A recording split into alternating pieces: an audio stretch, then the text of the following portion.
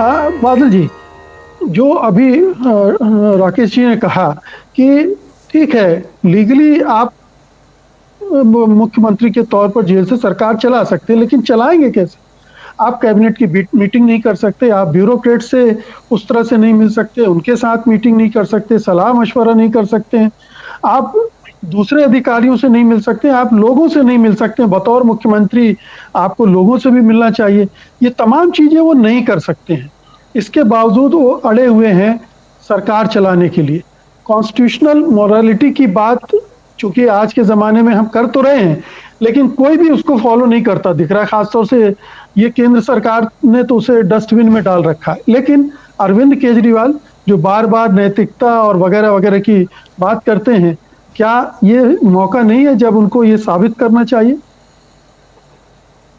मुकेश जी, आप ठीक कह रहे हैं। और राकेश जी ने अभी जिन संवैधानिक प्रावधानों का जिक्र किया या कानूनी जो नियम है उनका जिक्र किया, वो निश्चित रूप से इस बात का समर्थन करते हैं कि केजरीवाल जी के अब बहुत सारे हाथ बंध गए हैं और एक दिल्ली के मुख्यमंत्री के रूप में जेल से सरकार चलाना एक वास्तव में संवैधानिक प्रश्न खड़ा हो गया है। मैं इसलिए कह रहा हूं कि देखिए, बहुत सारी चीजें तो कानून में, निर्वाचन अधिनियम में और संसदीय कार्रवाई में आती हैं, हमारे संविधान में शामिल होती हैं, लेकिन ये तो हमारे संविधान सभा के लोगों ने भी नहीं कभी सोचा होगा कि क्या कोई मुख्यमंत्री ऐसा होगा जो पद पर गोपनीयता और पद की शपथ लेकर के, संविधान की शपथ लेकर के, और जेल में उसको जाने की नौबत आएगी और वो वहां से सरकार चलाएगा। मैंने जितनी वो मेरे ख्याल है 10,000 पन्ने से भी ज्यादा जितना मैं पढ़ पाया हूं अभी तक, उसमें मुझे तो कहीं ऐसा कोई जिक्र नहीं मिला कि इस तरह की कोई चर्चा हुई।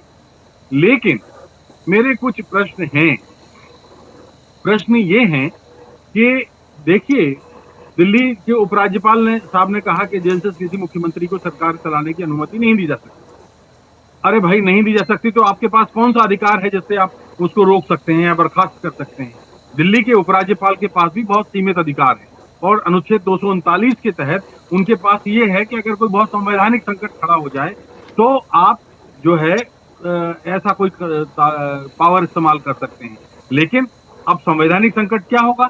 ये जब बहुमत के इतने भारी ढेर पर आम आदमी पार्टी बैठी है तो उस पार्टी को आप कैसे हटा सकते हैं जब तक कि उसका एक बहुत बड़ा हिस्सा भारतीय जनता पार्टी में शामिल ना हो जाए, अलग दल ना बना ले, या केजरीवाल साहब खुद अल्पमत में ना हो जाए। एक तो चीज ये है, अल्पमत में आते हैं तब कहीं जाकर के उनको ऐसा कर सकते हैं। दूसरा, बादल जी, मैं चाह रहा था इसको दूसरे राउंड में चर्चा करते, लेकिन चलिए आपने छेड़ दिया है तो। लेकिन मतलब पहले तो हम केजरीवाल क्या कर रहे हैं, केजरीवाल को क्या करना चाहिए इस पूरे हालात में? क्या उनकी कोई नैतिक जिम्मेदारी बनती है? ये सवाल सबसे बड़ा पहले।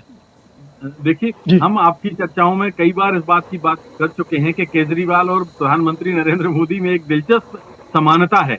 दोनों ही अधिनायकवादी मानसिकता के शिकार हैं और दोनों ही एक दूसरे का, एक तरह से आप कह सकते हैं कि आप एक ही सिक्के के दो रूप हैं। तो केजरीवाल को प्रधानमंत्री की शैली में उत्तर देना आता है।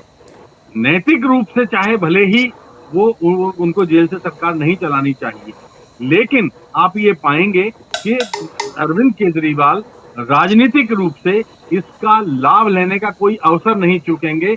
आचार संहिता चल रही है, बहुत ज्यादा उनके पास फैसले लेने का कोई बहुत अधिकार तो था रहेगा नहीं। और दूसरा, दिल्ली एक पूर्ण प्रदेश, जैसे कि मध्य प्रदेश, छत्तीसगढ़ प्रदेश, राजस्थान या अन्य राज्यों में मुख्यमंत्रियों को जितने अधिकार होते हैं, दिल्ली सरकार को भी उतने अधिकार नहीं होते। तो उनके लिए तो प्राथमिकता यही है कि वो जेल में रहते हुए जितना अधिक से अधिक अपनी प्रचार प्रसार कर सकेंगे, वो शायद ज्यादा बेहतर तरीके से मुझे लगता है कि वो काम कर पाएंगे। जी जी।